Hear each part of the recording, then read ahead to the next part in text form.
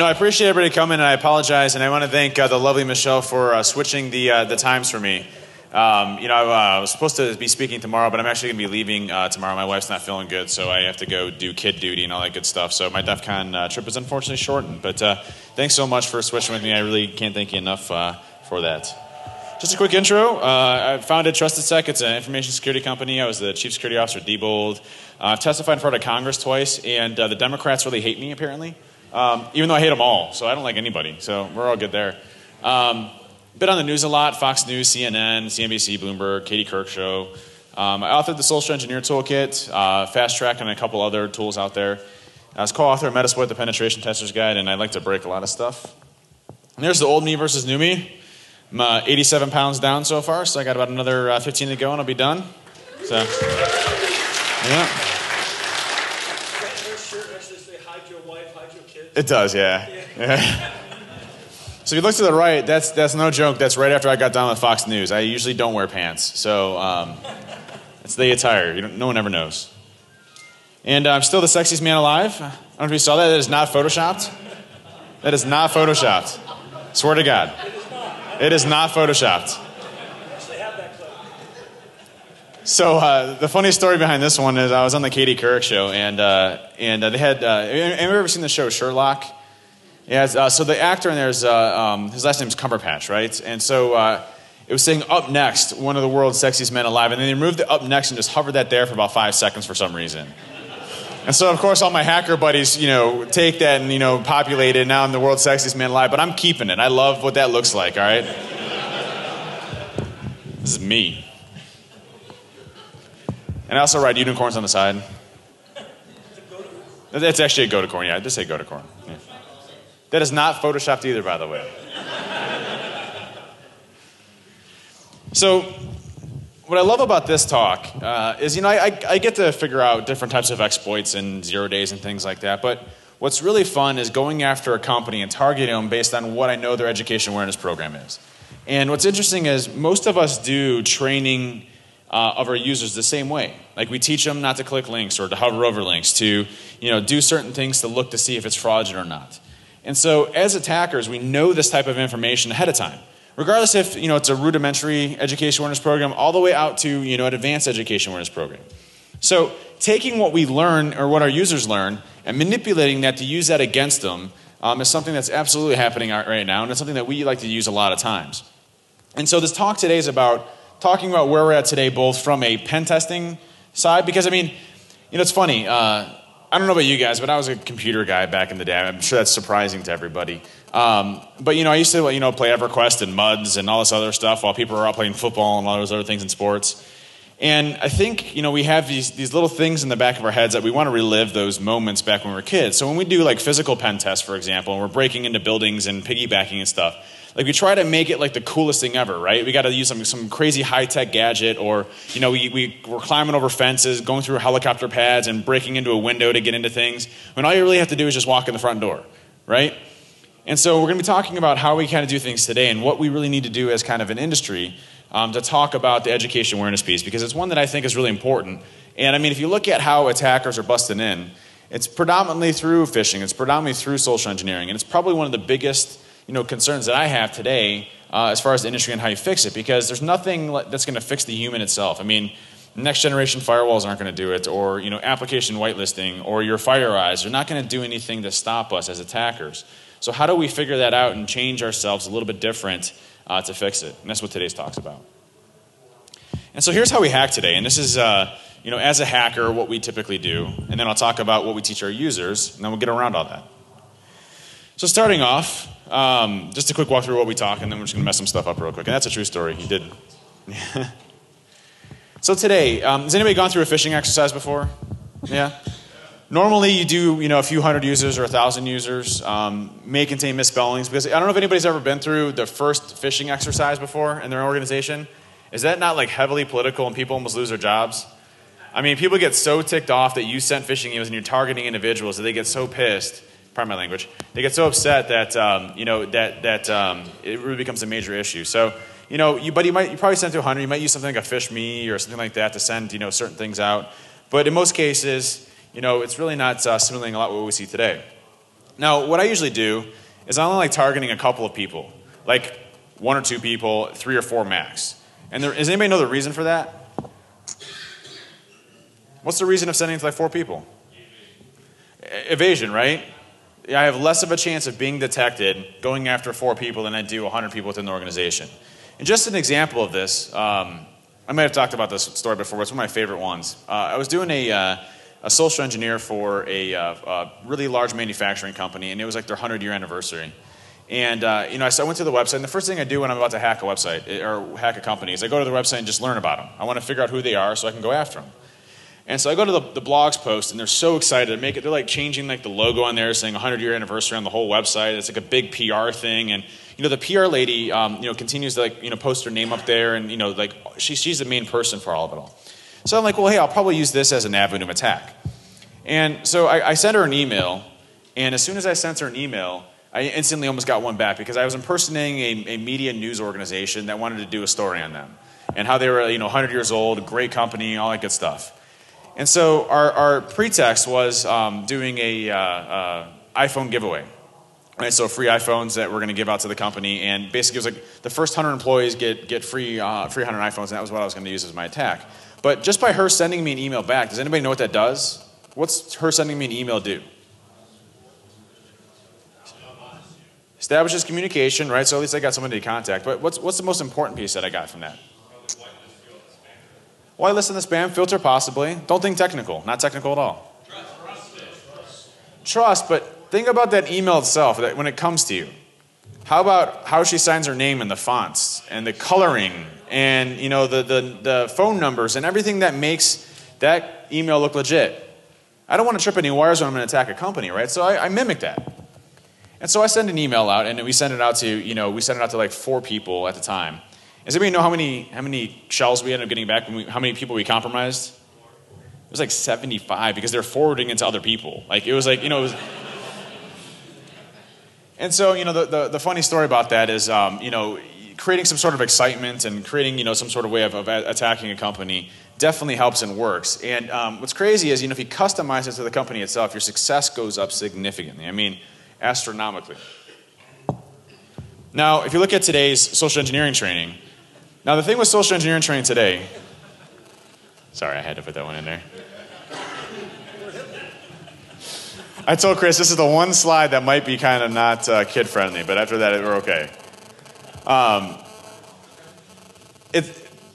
Training today sucks because we require our users to literally go through like next, finish, and then they may have to take a little test at the end of it, or they might go through some phishing exercise where they go to an online training. It's not fun and exciting, and it's not conductive of how we actually learn as human beings. And so if you look at today's social engineering training, I mean, maybe it's a one-day training session if you're lucky. It's really boring, and maybe use a third party to fish you. Again, it doesn't really simulate real-world stuff. If you look at real-world training, what is testing of phishing supposed to do? What is it supposed to test? What's that? Employee confidence, okay. So the employee's portion, right? The person, but what about the technology piece too? Do you have the ability to thwart some attacks a little bit, or maybe detect it so you can respond? It's a coupling of both people and education, right? And what we do for technology. And so when you look at what we're doing today, we're not testing that frequently. We're not looking at the technology we have in place to see if we can at least minimize some damage. And then from there, we rely for the users to start to do some other stuff. And I'll talk about that in a little bit. Now, what's funny is we still do USB drops. I don't understand that. I think like we've been doing that since like 1998. And if USBs were out then, I don't remember. It's a long time ago.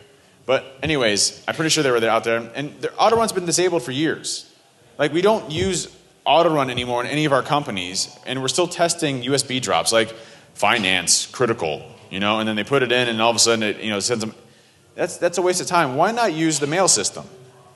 I love the hand mail system. Like you actually write out a letter or whatever, and you send it out. You could be anybody you want to in the mail system, and people believe you. Like especially if you put like a letterhead on there and make it like look official and stuff. People will do whatever you want to. You could be like, hey. I need you to put this virus on your computer because we're testing something out for your organization. Just make sure you disable your antivirus first and then put it on. And then they'll be like, well, it's in a letter and it's signed. All right. Especially salespeople, by the way, they will do anything. I mean anything. I was on one time, and we wanted to see how far it would go because we had like broken into like a whole bunch of other places. And so I was on the phone with this guy, and I'm explaining to him that I was really interested in his product and everything. I was like, and somehow we got into the discussion of downloading my account information and like what my company was about, and so they can scope it and price it for me. And so I'm like, well, just go to this website, and I'm like www.thisisvirus.com/real/malware.exe, and that's what I sent him. And what did he do? And I still own this as malware.com, by the way, or whatever. But he downloaded it, he ran it, and he installed it. And the best part was I had him, before he did that, disable his antivirus. So I'm going to just right-click here because for some reason, every once in a while it comes up. And he, like, literally, you can do whatever the heck you want to with people, especially salespeople. They're the best. I love them. But another one I did a while back is, so when I was at Diebold, there was this guy named Stacy Gregerson who was... he was like one of the, like, have you ever met like the disgruntled DBA guy, in your organization? He's like the guy that like, has the crazy hair and everything, and he's got the Gandalf staff, you shall not pass before me, type of guy, right? And so Stacy was a bit like that type of, real disgruntled guy. So we used to mess with him all the time, so we'd like, launch Nerf guns at him and things like that. But we came up with a really good prank, and it was, we disassembled his keyboard and we soldered together what's called a Tinsy device, and it's a little hardware manipulator. And all they would do once we assembled it and put it back is they would move everyone randomly. Would move his mouse up to the left, like far left of the corner, and start clicking, and then randomly hitting keyboard sequences. Okay. And so after the first day, he starts swearing, and you hear him like hitting the, he's getting mad, right? Well, I figured, my other buddy that was with Josh would, let him know after a while that something was probably awry or switched it out or whatever. Well, I went on a business trip and I didn't come back for a week. Totally forgot about it. I get home and back, and Stacy's literally on the verge of quitting. He's like, so he had worked at the help desk, and they had swapped out his docking station, his laptop, the mouse, but everything but the keyboard, and it was still doing it. And he's screaming and yelling and everything, and it's just terrible. So I'm like, hey, Stacy, I want to talk to you about the DBA stuff that we're doing for next year. And he's like, oh, yeah, he's in there. You just could tell he's mad. So then I had Josh swap out the keyboard like nothing ever happened, and everything started working okay. So he still doesn't know to this day. So I like to keep it that way. Thank you. But mail systems are great. I always love using the mail. Today's SE in person. Now, what's funny is, again, we go more and more sophisticated as we go along. Like, I feel like every talk I hear about the physical stuff is like, I was climbing in the mud and I dug a tunnel underneath this company, and then I was up in the data center, and then I planted a bug that it uses the NSA's private satellite to communicate over with, and that's how we were able to get around it when the back door for the data center is open. And that's how I feel like we've kind of gone as an industry. And just as an example today, you make it simple and easy. And what's funny is we were doing a pen test, a physical pen test for a store location. Now, stores that you can go into, like a grocery store or, like a Walmart. I'm not going to say who it was at all, in fact. I'm not going to mention the name that we did work for. But it's a big store, right? One that you'd probably frequent on a regular basis. So two of the trophies were getting access to the server room, and the other one was being able to steal the point of sale / cash register that actually has the cash in it, right?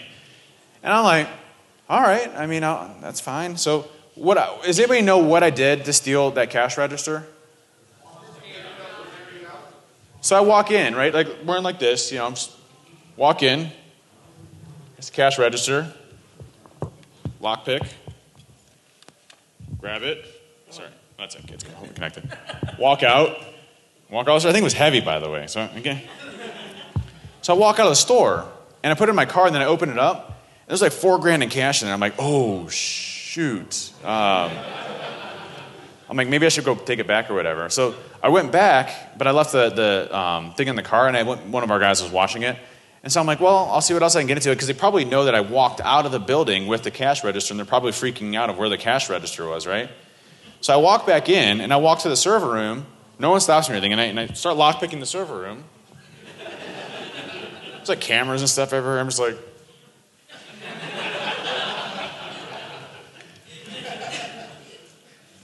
Open it up, walk in. I'm in there for like 45 minutes. I'm like making noise. I'm like screaming. I'm like yelling. And I'm like, I got music. I got techno music jamming. I'm like, hey, someone's got to come over here. Nothing. And that's the thing. I mean, people won't challenge you if you look like you belong. One of our guys, Paul, was doing a corporate headquarters location. And you walk in, there's badge access here with the card readers and everything. You might be like, oh, hey, I might use a Proxmark to clone the badge or whatnot. No, they didn't go that route at all. There's people badging. There's a window there that's got one of those little locks on it that, it doesn't allow the window to move. They're sitting there picking the window lock as people are coming in and out of lunch. They open it up, and they boost each other up to get into the window, to get into this place. And people are like, hey, do you need any help? We're like, no, we're good, we're fine, it's good. It's ridiculous. You can literally get away with whatever you want to as long as you have confidence. It's all you need. It's like, hey, are you supposed to be here? Yup. Okay, cool. Prime example, I did the whole black ops thing, right? I wanted to be that guy that was hopping over fences and stuff. So I had the camouflage outfit with the throat mic, and I had the black beanie and I had lockpicks in my hand. I mean, I'm like, literally, I created what burglars look like in this thing, okay? I mean, I literally, if I would have had a little money bag in the back of my sack, it would have been me. So I do this whole, black ops thing, and I climb over the locks and everything. Or I climbed over the barbed wire fences. We put some rugs over, climb over, get into the door, and we're evading security. And there's a security guard sitting there, right in front of us. It's a 2-level foyer, and literally we're tiptoeing across this guy, and he can see us, and we can see him, but he's on the, his back is to us, and I can see us walking across the video monitor. I'm like.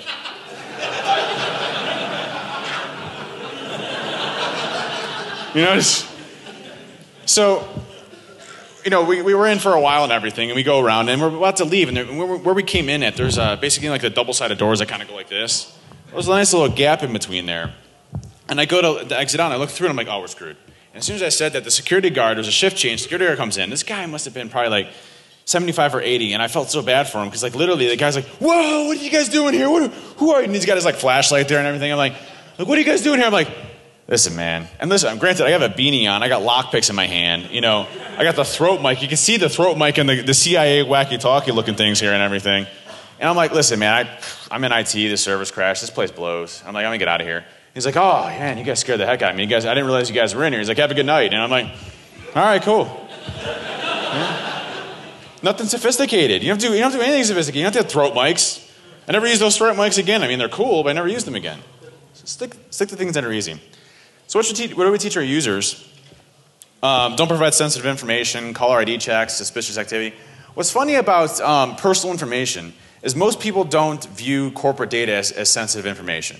Although if you start challenging them on their birth date or possibly passwords or social security numbers, they get really defensive.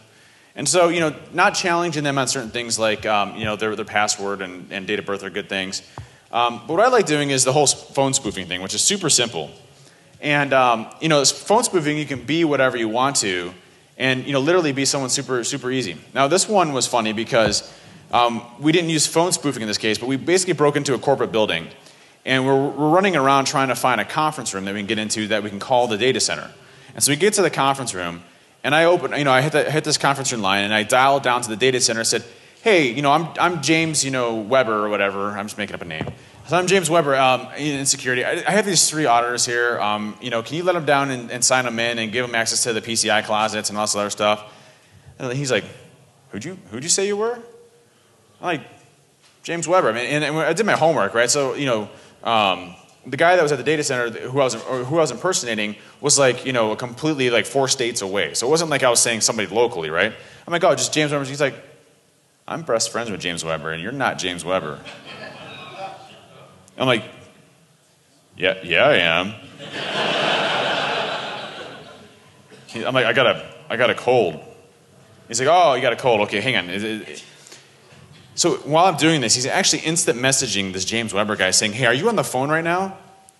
And so I'm like, listen, man, can you let these guys in? He's like, you're not who you say you are. You need to get out of here right now or figure out. He's like, you can hear him talking and mumbling in the back. And I'm like, oh, God. So I hang up. We're bolting out of the building, running, trying to get out of there. But, trying to be believable, phone spoofing works really well. Now, here's an interesting one. Here's what users are taught, which is really the hover. Right? Is everybody unfamiliar with the hover technique, right? So, hover over the link, and you make sure it's a legitimate link, right? Because if you hover over, it's got to be legit, right? Right? All right. We're going to defeat that. All right. So one of my tools that I write is the Social Engineer Toolkit. And if you're not familiar, it's open source. It's a framework for testing social engineering. And it really allows you to create fast and effective ways of targeting individuals and going after them in real world scenarios. Some of the attacks are pretty darn sophisticated, like the Java applet attack that I use all the time. We usually have about a 94% success rate with that one. Depends on the company itself. But in most cases, though, when we use it, it bypasses application whitelisting. It gets around next generation firewalls. It gets around your FireEyes and everything else out there, which is wonderful. And it compromises them and gives you access to their computer. So it's a good way of testing how well your technology controls are really working against real world stuff. Now, just a warning, this is just a tool. Using anything out of the box, you probably won't be successful, so you got to customize it. You need to do research about who you're going after. And most importantly, that's doing your reconnaissance and your homework. When we go after a company, we know exactly what technology to use. Does anybody here not use LinkedIn? Not one hand, right? Now we got half a hand. Kind of thinking about it. Okay, you get. We got one hand. All right. So LinkedIn is wonderful because we love to brag about ourselves, especially our experience. So we're like, hey, I'm the Symantec, firewall admin for SEP12. Thank you. Appreciate that. Or hey, I use this type of firewall. I use this type of technology. I can profile your entire company and all of its technology without even having to actually go and attack your organization to develop in the first place. So as long as I know that, I can start to create my attacks based around your company that you have out there. Now in this case, let's do a quick demo here. I want to show you one real fast.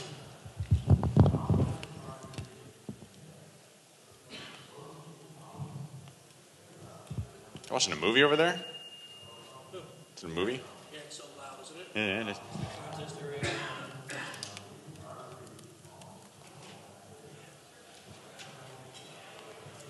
So what I'm going to do is I'm going to launch the Social Engineer Toolkit.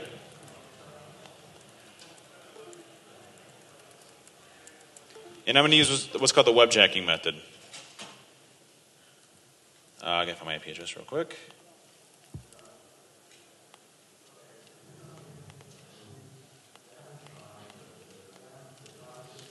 And I'll just go ahead and clone something like accounts.google.com because it's an easy one. Oh, I need internet access. Hang on. That would help. Here. Do you have internet access? Yep. Oh, right there? That makes things easier, Chris. Thanks. Yes, no problem, buddy.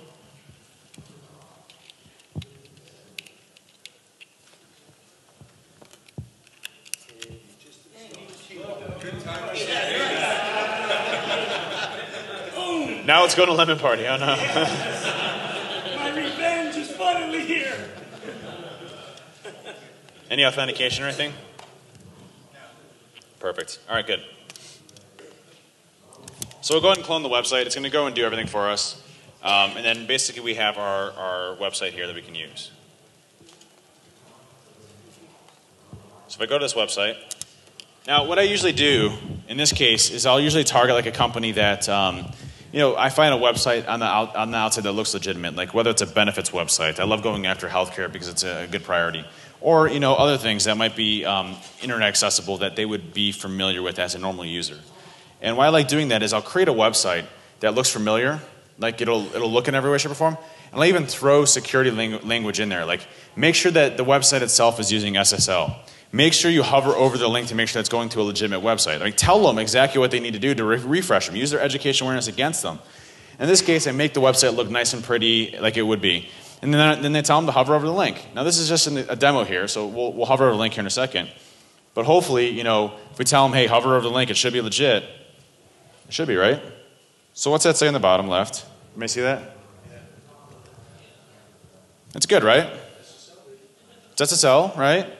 It's going to accounts.google.com, right? Everybody here think that's legit? Well, you guys are saying no now, of course, but.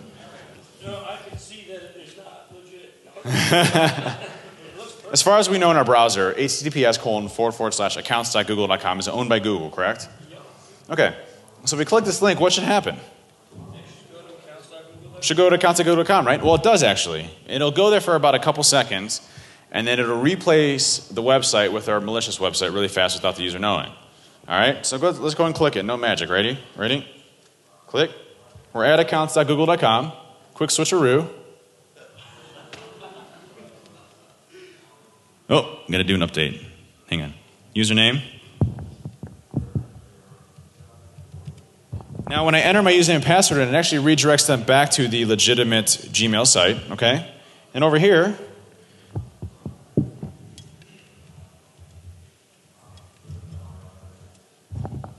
we have our username and password, right? We're able to harvest it. So why that one's so devastating is because it takes advantage of what we're taught as users, right? We tell our users to hover over the link and that the link itself is holy, and if you click on the link and you verify, you're good to go. In this case, it's not the case. What's great about exploits, right, is they work really well if you're the one that wrote them.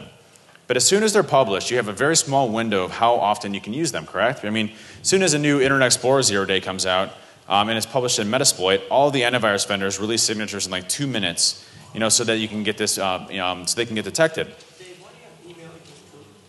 Thank you. What? Top part on screen. Oh, I don't know. I don't know. Who knows? It's probably I was probably testing something. But in this case, what? Like you guys had never typed poop in the email field before? Just to see if it was working right? No, I never have. That's not true, Chris, because I have all your accounts. No, I'm just kidding. No, but I mean, in this case, it really takes advantage of how they are as users to trust that information. And this one works really well. That's probably my favorite one to actually use during social engineering because it's really so impactful. I mean, people can't tell that they're redirecting to a different website, that they're seeing a different website. And I usually use a lot of domain names and things like that. Now my next one, if you haven't seen it, I'll just do this really quick.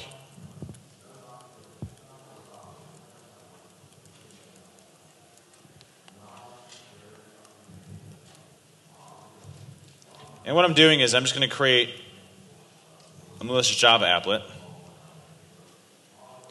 Now this new version in set on version 6 when I redesigned it does analysis on the machine itself. It looks to see what the best exploitation method is. And what it does is it actually goes and targets based on what they have installed. Now is everybody here migrating off of Windows XP to either Windows Vista or Windows 7 or you're fully migrated? Thank you. As an attacker, thank you.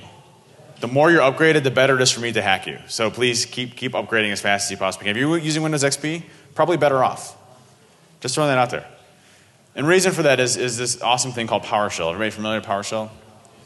So PowerShell does this amazing thing for us, which gives us basically a full-fledged programming language at our fingertips. And don't get me wrong, PowerShell is amazing, but it's also extremely powerful. There's not a lot of protection around it. Just as an example, we did a talk a few years ago, and there's what are called execution restriction policies. And has anybody ever been to Microsoft's website and looked at what it says about execution restriction policies? When we did our talk, it said execution restriction policies are a security feature to blah, blah, blah, blah, blah, right? After our talk, do you know how they fixed our flaws that we found? Execution restriction policies are not a security feature for... So PowerShell you can basically run once you get command execution. You can do whatever you want to with it. And a really great guy named Matthew Graber came out with a really awesome attack which allows you to inject straight up shellcode into memory through PowerShell itself. And the technique circumvents execution restriction policies and a lot of other stuff. And so basically you get full command execution in the PowerShell process, which is what? What is PowerShell? A whitelisted application, trusted, right? Because we have to run updates and things like that. If you disable PowerShell, you actually break Windows. It's wonderful. So let me show you this really quick. This is going to use the PowerShell injection technique.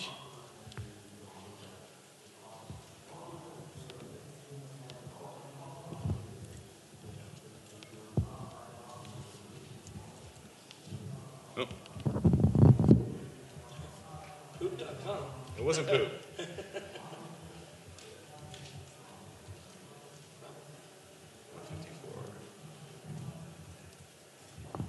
So we go ahead and run this. And we can make the name anything we want to, obviously. So in this case, we did Gonicorn Ba.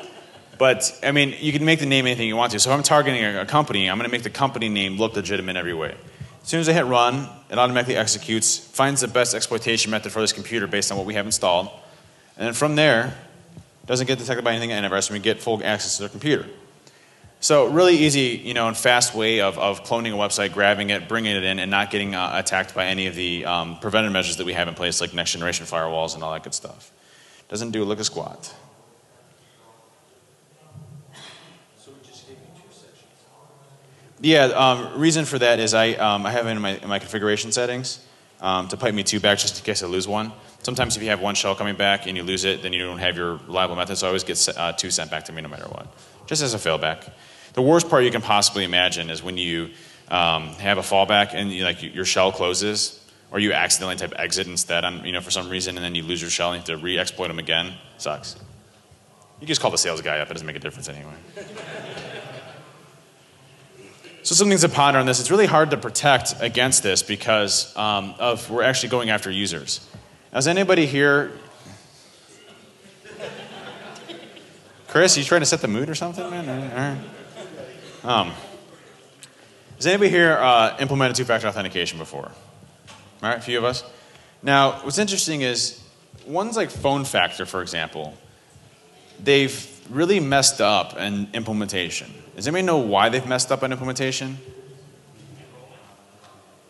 It's not enrollment. It's how we train our users. Now, RSA, granted how much you want to make fun of them or not, RSA had a proper technique for it. They actually had a physical device that they'd actually have to physically type in something in order to log in, correct?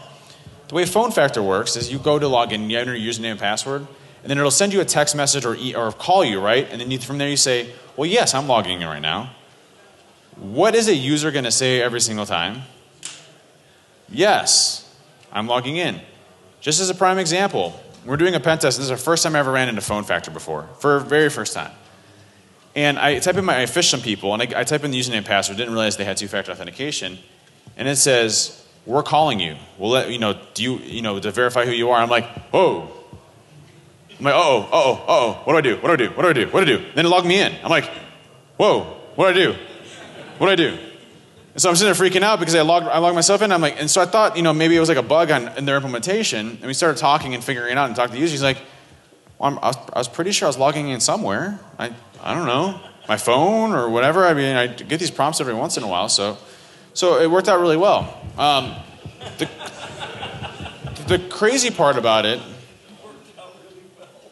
it worked out for us really well, not for them. But the crazy part about it is I've done Phone Factor about 6 times, and I have not had a time where it did not work, not once. That's crazy. 100% success ratio on 2-factor authentication, not good. All right? I mean, literally now, I'm like, username, password. Oh, yes, thank God it's Phone Factor. Let me go get a beer. Come back. Oh, cool, I'm logged in. Sweet. All right. So, implementation is really important with 2-factor authentication. And, how you implement it is extremely important. Obviously, things to fix this are up-to-date software, uncategorized sites. If you haven't seen that, by the way, uncategorized sites, you actually have the ability in most of your content filtering software, like whether it's Blue Code or ScanSafe or whatnot, to do what's called uncategorized or unclassified sites. And sites that aren't registered, like for normal use or whatever, show up as uncategorized, and that's going to be about 95% of your phishing sites out there. Now, in order to get categorized, it's extremely trivial, but most attackers don't do it. Like, for example, one of the ones, I'm not going to mention which one it is, but if you actually clone their website, like their own website, like the content filtering company's website, they actually classify you as a content filtering company. It's like, okay, cool, thank you. So the technology behind classification isn't spot on in any way, shape, or form, but it's definitely another step because most people don't submit their websites to anything like this. Obviously, things like least administrative rights. Has anybody ever used the Enhanced Mitigation Experience Toolkit before, or EMIT?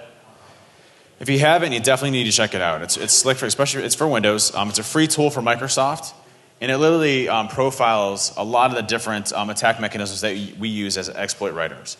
Like for example, there's these things called ASLR, address space layout randomization, or data execution prevention, or DEP.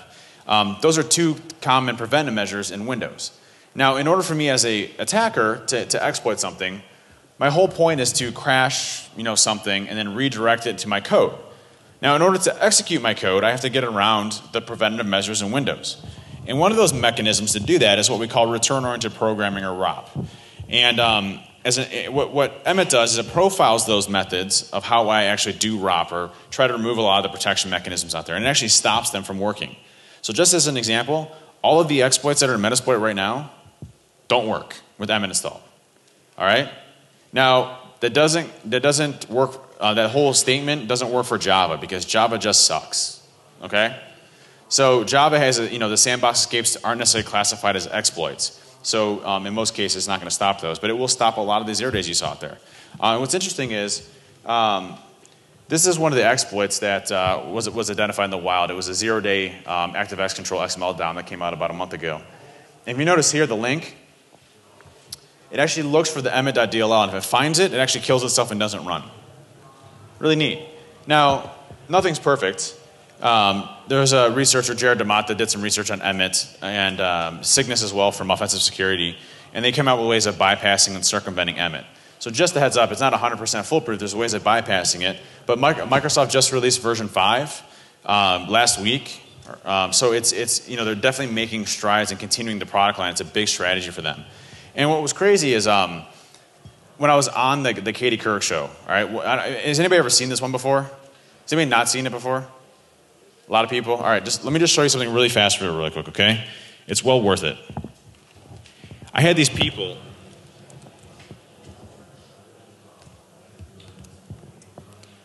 So when I was on the Katie Couric show, Sexiest man alive. That's right. Look at that. No, it's okay. Well, if you have audio, that'd be great. But if not, I can just do this. No, this works out great. Thank you. Evan, we're good? Perfect. So in this case, I had recommended Emmet to basically soccer moms and folks that aren't necessarily technological, like grandmas and things. I sat on their forums and actually responded to every single person that had a question. There was like 600 of them. And I responded to every single one, but they were installing Emmet and had it installed and configured on their machines without me helping them, period. I mean, that's a huge feat. That's a really big protection mechanism. But this one's funny because I actually felt like really horrible doing this because it's like I'm pretty evil, but it's fine. This isn't staged, by the way. Schmidt is here. She has 2 teenage daughters. She lives in Connecticut. And Stephanie, I understand that you believe your computer is unhackable. Why? Well, it's something that's really on my mind and very concerned. Is here. She has 2 teenage daughters. She lives in Connecticut. And Stephanie, I understand that you believe your computer is unhackable. Why? By the way, first wrong thing to say to me, by the way. Just mistake number 1, ma'am. Okay? Well, it's something that's really on my mind. I'm very concerned about it. I feel like all of my antivirus software is up to date. I've taken a lot of precautions. I have a computer consultant who comes into my home to check on these things. And so I really feel strongly that we have done everything that possible to try and protect myself and my daughters. I mean, it's something that's really worrisome for me. Well, that's very impressive because you seem like you're extremely ahead of the curve. So we decided to put David to the test to see if your comfort level with your security is actually warranted. Tell us what happened. How did you do when we gave you the challenge of... What's that look say, by the way?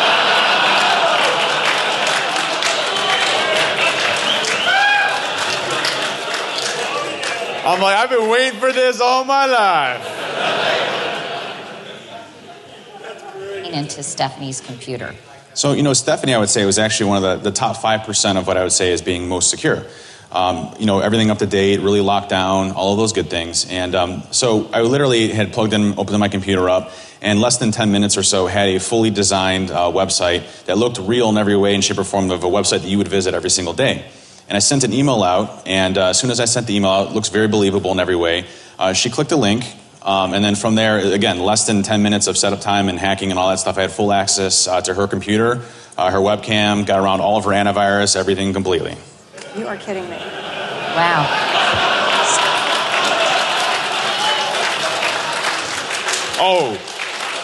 Oh, it gets worse. Trust me. This is when I started feeling like I'm like, oh, I better just scale it back a little bit, not be so cocky, because I feel really bad right now. Tell us some of the things that you were able to see. Well, the first thing we did is we enabled her. Oh my God, that's my. We enabled her webcam, and we were actually able to monitor everything that was going on in her house. Everything from her daughter working on her computer to Stephanie actually walking through the house itself. We actually enabled the audio as well, so we could actually hear everything that was going on at the same time, so we can listen.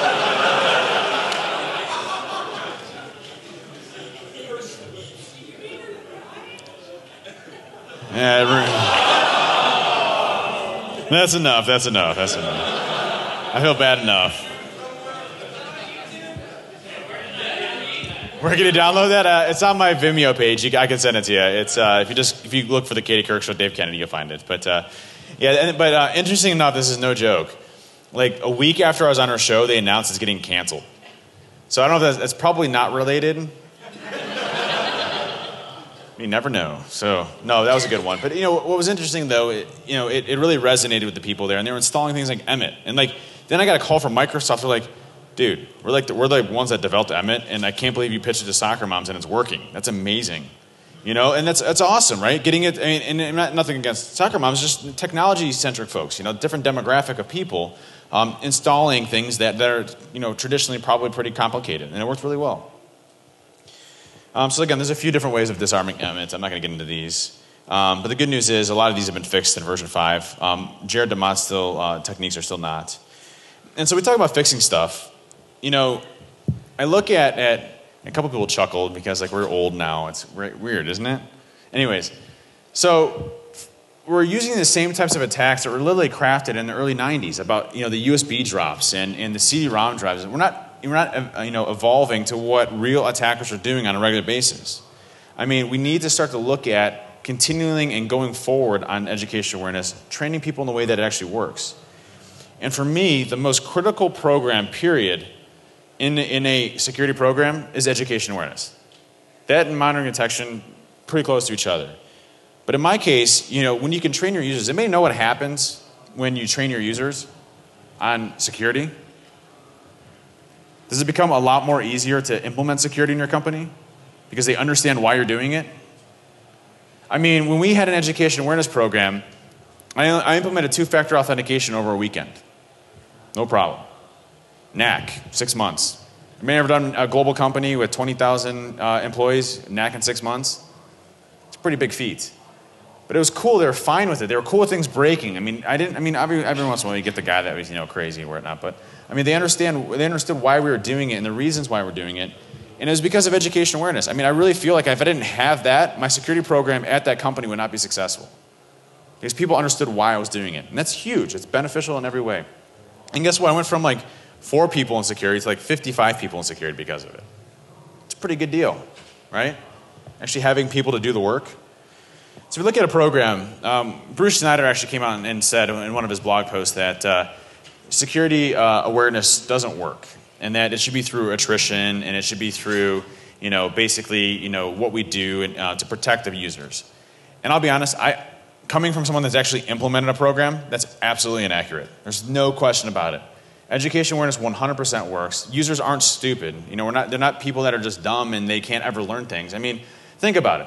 When we start a company, do we know certain things like how not to behave, like streaking down the office is probably bad, right? We learn certain things and what's acceptable behavior and what's not. And it's the same thing on technology. We have to be able to communicate in a way that we can learn. And to be honest with you, if our users are the ones that are being called stupid because they are clicking on things all the time, then we're the stupid ones for not communicating them in the right way. And that's the truth. If we can't communicate to our users and teach them in a simple way, we're failing as security people in general. And this is your number one exposure, period. Number one. That's what we need to be focusing on, not the next-gen firewalls and the application whitelisting tools and whatever's happening out there with the APTs and cyber kill chains and all that other stuff we hear. It's our users. Our users are going to figure out things that we don't ever get to see. So the first thing I did at Diebold was basically sell it to my executives first of what I was going to do. That's the most important, right? Because no one cares about security unless you have buy-in from certain people, and that's what we did first in our campaigns and everything else. And then from there, you build the program. When I used to do things, I would relate to people. For example, the Target breach was huge because everybody was impacted by it. I'd be like, hey, if you guys got compromised at Target, here's the steps you could do. Here's the phone numbers to contact. If you're using a specific bank, here's the numbers to contact for that. Here's what we recommend. Boom. You're trying to help them again. Awesome. Hey, Heartbleed happened. Okay, great. What does Heartbleed mean? What does it mean for your personal information? This is what it means. This is what we're doing to protect you, right? Here's who you need to contact if you're using because they're still vulnerable right now. Wow, cool. Newsletter, how to protect your kids on Facebook. Fantastic.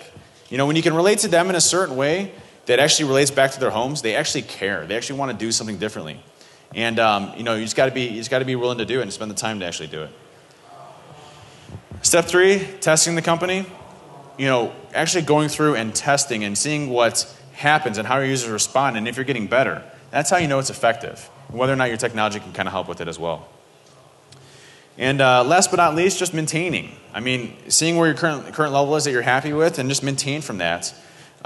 You just keep moving forward and maintaining that program itself.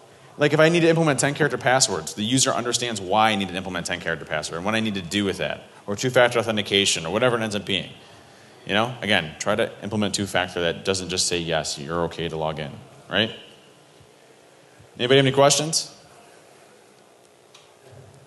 No questions? Yes, sir. You ever did two-factor authentication using chip and PIN cards, CAC readers? Have I ever done two-factor authentication using chip and PIN cards? Yes, I've seen that definitely implemented, and those are absolutely great. You know, something physical that's there that actually has to authenticate somebody is phenomenal. You know, obviously you have the same exposure as anything else. You know, if I'm able to steal that and then the credentials, but your probability and likelihood is so much lower than me as an attacker remotely doing it. So I'm a huge advocate of physical devices, which is more of a pain in the butt to manage.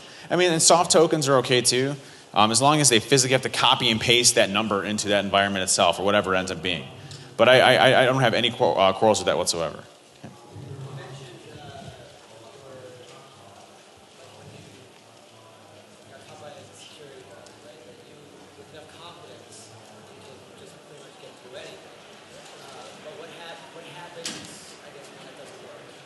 Yep. So the question was, what happens when you're confident and that doesn't work, right? You go to jail. No, I'm just kidding. Yeah, no, try everything you possibly can or create different diversions or techniques in order to really try to get out of it. Like, for example, you don't mess with law enforcement. If law enforcement are called, you definitely want to let them know what's going on. But just as an example, we're breaking into an energy company. We come out and law enforcement's there waiting for us and like freeze and all that other stuff. And we're like, hey man, you know, we're not going to lie to a police officer. I'm just like, hey, just want to let you know we're hired to do this on behalf of this company. This is what I'm doing, you know, to let them know. And the police officer's like, oh my God, that is so cool. Are you serious? Are you freaking serious? And he's like, is there any way, I only do this cop thing like part-time. Is there any way I can get a job there? I'm like, dude, listen, man, I'd be cool with that. Didn't ask us for an ID. Didn't ask us for like, you know, like the get out of jail free card or anything. Like, I didn't identify anything. Just let us go, right? Just let us right go. So, I mean, there's certain situations where, I mean, honestly, maybe the best policy depending on how deep you are. And there's ways of getting around everything. I mean, if you're persuasive enough, I mean, you have a good chance of getting away from it. But sometimes you just fail. I mean, there's plenty of times I failed. I was doing a company in, I think it was like Minnesota or something like that. There's still people there apparently, but I'm just kidding. Just kidding. I'm from Cleveland. There's nobody there, so. You know, I was breaking in this building, and I figured, hey, they're a big company. They're not going to have any of the door contacts, you know, triggered and trigger any alarms because it's nighttime. I was going to go through the front door. So I get to the front door, and I lockpick and I open it up, and I get to the other door, and I lockpick and I open it up. And I'm inside, and everything's great, everything's fine. All of a sudden, I see the cop cars coming. You know, it's like 3 of them, like, I walk out, I'm just like, you know, listen, I ain't messing around. You know, you mess up. Things happen. You know, it's just a matter of, you know, telling honesty when you do it, though. Any other questions? Where? Over here? Yep, sorry. Oh, sorry. Yeah.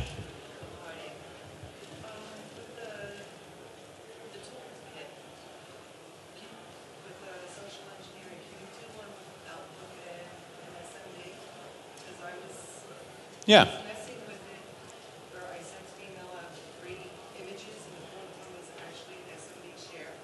Yep. And if the users, I will not tell you which group did, but the users were going out and downloading images and was able to sniff Yeah. using a password. Yep. Does that fit you as well? It does. So there's a config option inside of Toolkit for UNC embedding.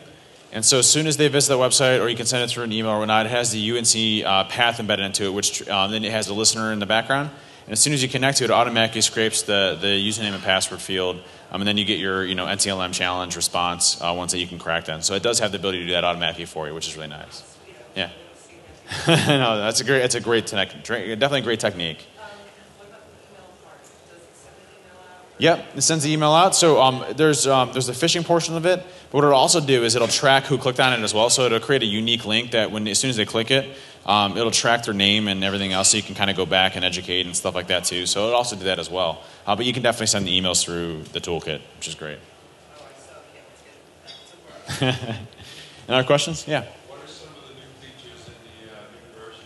Is it up in the Kali repository? It is. So all of the attack vectors now that go for exploitation use that PowerShell injection technique now. So for example, I just recently added PowerShell injection into Microsoft SQL. So you can do Microsoft SQL injection through PowerShell injection, which is really neat. So you can get remote code execution through Microsoft SQL. There's a lot of different techniques that are built into that now that's been redesigned and converted. 6.1 is almost out actually, so I do updates all the time. But version 6.1, which will be pretty much done next week, adds a lot more new applicability to the Java applet attack, where it's basically creates I just created a polymorphic engine that dynamically changes everything every time with AES encryption. And I expanded on that a lot more to make it a lot harder to detect. Yep. So like with the Gmail example, would someone notice that something's up the second it reloads the page if they're not logged in? Not at all. Not at all. No, especially because I wouldn't put an IP address up there. I'd actually register a domain name. And you can actually change the timing too. That was just for more demonstration purposes. But as soon as you click it, you can either have it go directly to your malicious website, or you have it sit there for a little bit and then flash it. It's so quick that you don't even notice it. I've never had anybody find, say, hey, this is suspicious. Like when they log in and then it just reloads the page instead of logging in. So you're not automatically signed into Gmail right now on your computer? Oh, well, you're like the 1% of the human population, because the persistent cookies, that are in there, everybody's logged in real time for those. So you'd automatically be logged into the machine. So no, I have never seen that. I've probably used that technique, probably 1,000 times. And I haven't seen one instance where someone's really picked it up, which has been great. Well, I guess I got it great for me, so. I agree. People can spoof those links and make the links look not legitimate, and that's a big thing. We try to teach them the basics, and that's understandable, but that's not one that we should rely on. Well, what's the reload function there? Is it browser specific or? No, that's the crummy part. Is it works on all browsers. It works on IE, works on all versions of IE, works on Firefox, works on Chrome, works on pretty much every browser specific. So it doesn't make a difference, which is good. Again, good for us, bad for you guys. Did I send Katie a letter of apology for getting her show canceled? She actually had me on a second time before her show got canceled, and that went really well too. So, but still got canceled. So I guess it wasn't that good. But never sent her a letter.